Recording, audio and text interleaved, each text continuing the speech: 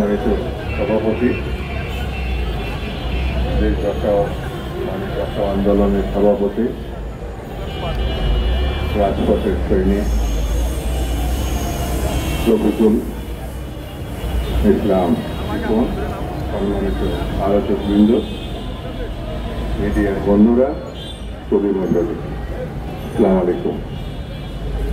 আমি ধন্যবাদ জানাই দেশ বাঁচাও মানুষ বাঁচাওকে। দেশে এবং বিদেশে যে সন্ত্রাসী অবস্থা তৈরি করেছে একটি পলাতক রাজনৈতিক দল, তার বিরুদ্ধে প্রতিবাদ স্বরূপ আজকের এই সমাবেশের আয়োজনের জন্য দেশ বাঁচাওকে আমি ধন্যবাদ। বন্ধুরা, আওয়ামী লীগ একটি অসভ্য রাজনৈতিক দল, আওয়ামী লীগ একটি বর্বর রাজনৈতিক দল, আওয়ামী লীগ একটি ফ্যাসিবাদী চরিত্রের রাজনৈতিক দল। আওয়ামী লীগ যখন ক্ষমতা পায় তখন সে গণতন্ত্রের বিপক্ষে অবস্থান নেয়। আওয়ামী লীগ মুখে যা বলে কার্যত তা করে না, যা করে তার বিপরীত কথা সে বলে। বাংলাদেশের স্বাধীনতার পর আওয়ামী লীগ প্রথম এই দেশে হত্যা, সন্ত্রাস, অপহরণ, গুম এই রাজনীতিটা তারা চালু করেছে। তারা রক্ষী বাহিনী বানিয়েছে। 40,000 শেখ মুজিবের জামানায় 40,000 বিরোধী দলের নেতা কর্মী নিহত হয়েছে। শেখ মুজিব এই দেশের দুর্ভিক্ষ সৃষ্টির মধ্য দিয়ে লক্ষ লক্ষ মানুষকে হত্যা করেছে। শেখ মুজিব বাকশাল করেছিল, সকল রাজনৈতিক দলকে নিষিদ্ধ করে একদলীয় রাজনীতি শুরু করেছে। সেই দলের ধারাবাহিকতা শেখ হাসিনা। শেখ হাসিনা 15 বছরে বাংলাদেশে যে লুটপাট করেছে, এত লুটপাট শুধু বাংলাদেশে না, সারা বিশ্বের কোন দেশে কখনো হয়েছে এমন নজির পাওয়া যাবে না। শেখ হাসিনা গণহত্যা করে বিরোধী মত পথকে নিশ্চিহ্ন করতে চেয়েছে, যেমন তার পিতা এই কাজটি করেছে।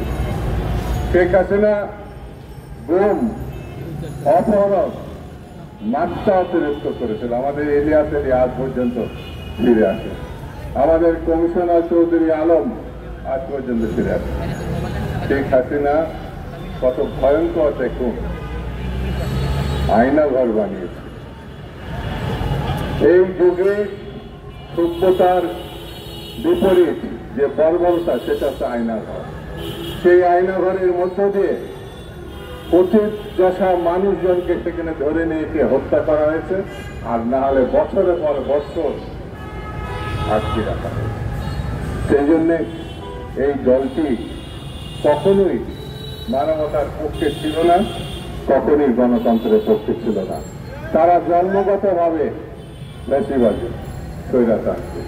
সর্বশেষ নিউ ইয়র্কের যে ঘটনা তারা সৃষ্টি করেছে, তার মধ্যে দিয়ে এটা প্রমাণ করেছে 1 বছর পার হলেও তাদের কোনো অনুশোচনা লক্ষ্য করা যায়। তারা কখনো বাংলাদেশে যে অপকর্ম করেছে, বাংলাদেশে যে গণহত্যা চালিয়েছে, বাংলাদেশে যে নৃশংসতা চালিয়েছে, বাংলাদেশে যে সীমাহীন দুর্নীতি করেছে, তাই এ ব্যাপারে তাকে কোন রকম অনুশোচনা তাদের নাই। জাতির কাছে তো বটেই, বিশ্বের কাছেও ক্ষমা চায়। তারা ইসলামের বিপরীত শক্তি। কেন বলছে এই কথা? আমাদের মহান সৃষ্টিকর্তা বলেছে, তুমি ভুল করলে তুমি আমার কাছে ক্ষমা চাও। আল্লাহ তাআলা ক্ষমা জন্য বসে থাকে। বান্দা ভুল করবে, বান্দা অপকর্ম করবে, সে তার সৃষ্টির কর্তার কাছে ক্ষমা চাবে। এটাই বাস্তবতা।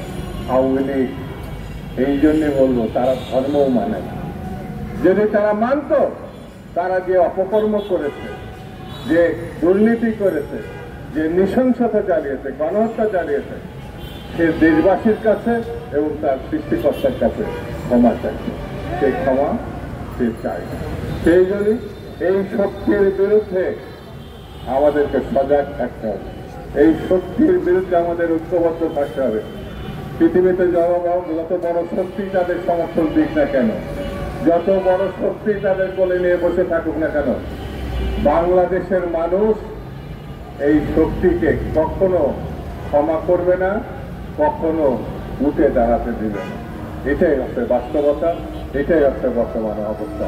সেই জন্য আসুন আমরা এই অপশক্তিকে রোধ করে, প্রতিরোধ করে বাংলাদেশের গণতন্ত্র প্রতিষ্ঠার পথকে সুগম করি। আমরা মনে করি বাংলাদেশকে অবশ্যই গণতন্ত্রের পথে এগিয়ে যেতে হবে এবং এই সরকারকে আমি আহ্বান জানাবো দায়িত্বশীলতার পরিচয় দেওয়ার জন্য।